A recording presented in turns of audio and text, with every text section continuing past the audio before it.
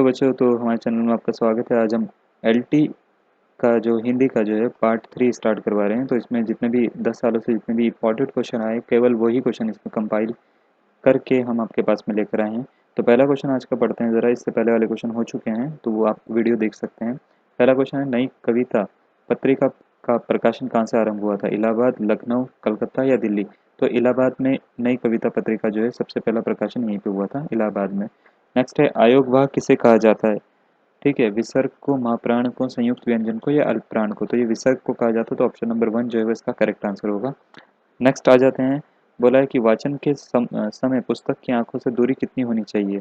9 inch, 10 inch, 11 inch या 12 inch? तो वाचन के समय पुस्तक की आंखों से दूरी कम से कम 12 इंच होनी चाहिए आपकी। ठीक है।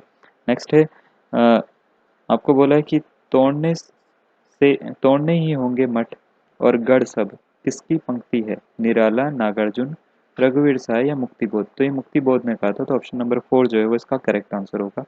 नेक्स्ट आ जाते हैं, किस दृश्य उपकरण में पारदर्शी यानी ट्रांसपेरेंसी का प्रयोग होता है? ओवरहेड प्रोजेक्टर में, प्रक्षेपक में यानी स्लाइड प्रक्षेपक यानी प्रोजेक्टर में, अपारदर्शी प्रक्षेपक या एपिडायस्कोप में, या फिल्म स्ट्रिप में?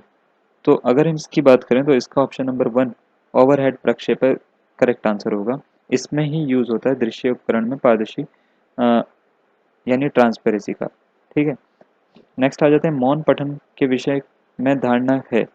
इसमें पठन की गति धीमी हो जाती है, एकाग्रचित होकर पढ़ने में का अभ्यास होता है, पढ़ने की धीमी गति, धीमी ध्वनि होठों से निकलती है, इसे आदर्श वाचन के तुरंत बाद किया जाता है। तो ऑप्शन नंबर 2 जो है वो इसका करेक्ट आंसर होगा। एकाग्रचित होकर पढ़ने में का अभ्यास मिलता है इससे। नेक्स्ट क्वेश्चन की ओर आते हैं।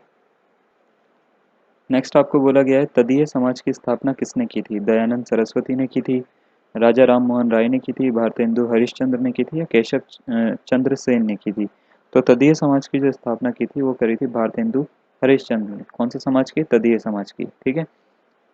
नेक्स्ट क्वेश्चन की ओर आते हैं। नेक्स्ट क्वेश्चन आपको दे रखा है, आपको बोला गया है तथेव शब्द का संधि विच्छेद क्या होगा? तत् प्लस एव, तथे धन एव, तथा धन एव या तथा धन एव? तो इसमें 4 ऑप्शन आपको दे रखे हैं, कौन सा ऑप्शन जो है वो सही होगा? तथेव का जो संधि विच्छेद होता है वो होता है तथा धन एव, तो ऑप्शन नंबर 4 जो है इसका वो करेक्ट आंसर होगा। तथा धन एव जो होता है वो होता है तथेव। क्या होता है? तथेव। ठीक है।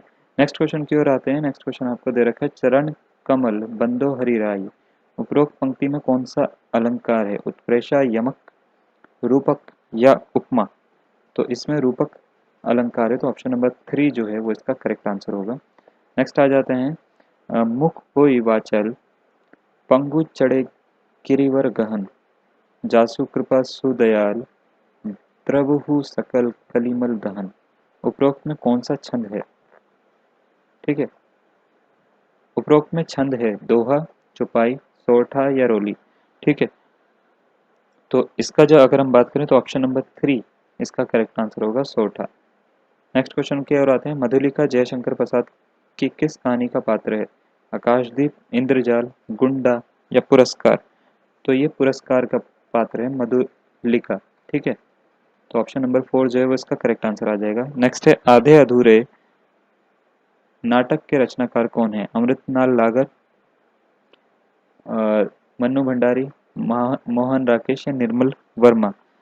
तो आधे अधूरे नाटक जो हैं ये, इसके रचनाकार जो हैं वो हैं आपके ऑप्शन नंबर 3 अगर हम बात करें तो मोहन राकेश इसका करेक्ट आंसर होगा। नेक्स्ट आ जाते हैं, वर्तनी की दृष्टि से निम्नलिखित में शुद्ध शब्द कौन सा है? रचयिता, रचयिता, रचयिता, रचयिता, रचयिता? तो ऑप्शन नंबर 2 जो है वो इसका करेक्ट आंसर होगा। नेक्स्ट है, कर्म कारक का चिन्ह है ने, को, ले द्वारा, को, के लिए, हेतु? ठीक है।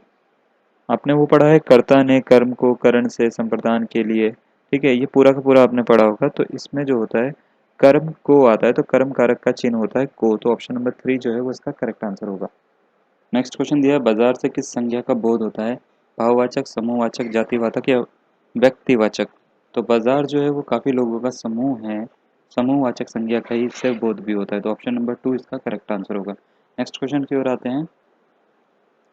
नेक्स्ट क्वेश्चन बोला है निम्नलिखित में से कौन सा गुणवाचक विशेषण नहीं है, गोल, अधिक, नुकीला या भीतरी। तो इसका ऑप्शन नंबर 2 जो है अधिक इसका करेक्ट आंसर होगा, क्योंकि गोल एक गुण है, किसी भी चीज़ का गोल होना, नुकीला होना या भीतरी होना, ठीक है, कि कितना गहरा है या भीतर है, तो ये गुण होते हैं, अधिक कोई गुण नहीं है। नेक्स्ट क्वेश्चन की ओर आते हैं। मुख्य क्रिया के अर्थ को स्पष्ट करने वाली क्रिया को क्या कहते हैं, सहायक क्रिया, प्रेरणात्मक क्रिया, नाम बोधक या नाम धातु। तो मुख्य क्रिया के अर्थ को स्पष्ट करने वाली क्रिया को सहायक क्रिया कहा जाता है, तो ऑप्शन नंबर 1 जो है वो इसका करेक्ट आंसर होगा। नेक्स्ट है यथा शक्ति में कौन सा समास है, कर्मधारय, तत्पुरुष, द्वंद्व या अव्यय भाव। तो अव्यय भाव जो है इसका करेक्ट आंसर होगा, यानी ऑप्शन नंबर 4। नेक्स्ट है अजात शत्रु में कौन सा समास है, तत्पुरुष, द्वंद्व, कर्मधारय या बहुव्रीहि। अजात शत्रु में बहुव्रीहि समास होगा, तो ऑप्शन नंबर 4 जो है वो इसका करेक्ट आंसर होगा। नेक्स्ट आ जाते हैं क्वेश्चन नंबर 50 पे। 50 आपको दे रखा है कौन सा महीना भाद्रपद महीने के बाद आता है, श्रावण, अश्विन, पोष या आषाढ़। तो इसका अगर हम बात करें ऑप्शन नंबर 2 जो है अश्विन करेक्ट आंसर होगा। नेक्स्ट आ जाते हैं सावधान मनुष्य, यदि विज्ञान है तलवार तो इसे दे फेंक, तजहर मोह स्मृति के पार। पंक्तियों के रचयिता कौन है, तो नागार्जुन है, दिनकर है, अज्ञेय है या निराला है। तो इसके रचयिता रचयिता जो है वो है दिनकर, तो ऑप्शन नंबर 2 जो है वो इसका करेक्ट आंसर होगा। नेक्स्ट है लघुमी में कौन सी संधि है, अयादि स्वर संधि, दीर्घ स्वर संधि, वृद्धि स्वर संधि या यण स्वर संधि। तो लघु में जो है उसमें दीर्घ स्वर संधि है, तो ऑप्शन नंबर 2 जो है वो इसका करेक्ट आंसर होगा। नेक्स्ट है कपूर शब्द है तस्मक, तद्भव, देशज या विदेशज। तो कपूर जो शब्द है वो जो है वो तद्भव शब्द है एक, ठीक है, तो ऑप्शन नंबर 2 जो है वो इसका करेक्ट आंसर होगा। नेक्स्ट आ जाते हैं, आपको बोला एक मुहावरा है एक मुंह दो बातें, इसका अर्थ क्या होता है, अत्यधिक बातें करना, बहुत कम बोलना, अपनी बात से पलट जाना, बात मानना बनाना। तो इनमें से आपको 4 ऑप्शन दे रखे हैं, चारों में से कौन सा वाला होगा। एक मुंह दो बातों का मतलब होता है कि अपनी बात से पलट जाना, ठीक है, ज़्यादातर बच्चे क्या कर देते हैं, इसका अत्यधिक बातें करना जो होता है वो टिक कर देते हैं, लेकिन वो ये इसका मीनिंग नहीं होता। मीनिंग क्या होता है, अपनी बात से पलट जाना।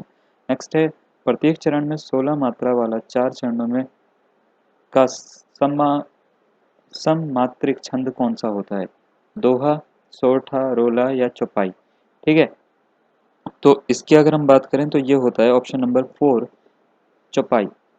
नेक्स्ट आ जाते हैं अधरों में राग अमंद पिए, अलकों में मलचे बंद किए, तू अब सोए, तू अब तक सोए है आली, आंखों में भरे विहागरी। पंक्ति का में कौन सा रस है, आपसे पूछा है इनमें कौन सा रस है, करुण है, शांत है, श्रृंगार है या वात्सल्य है। तो इसका अगर हम बात करें तो इसमें जो है वो श्रृंगार रस है, तो ऑप्शन नंबर 3 जो है वो इसका करेक्ट आंसर होगा। नेक्स्ट आ जाते हैं अंधा कुआं नाटक के लेखक कौन है, अंधा कुआं, ठीक है, मोहन राकेश हैं, विष्णु प्रभाकर हैं या जगदीश चंद्र माथुर हैं या लक्ष्मी नारायण लाल है। तो अंधा कुआं जो नाटक है वो बहुत फेमस नाटक है लक्ष्मी नारायण लाल का, तो ऑप्शन नंबर 4 जो है वो इसका करेक्ट आंसर होगा।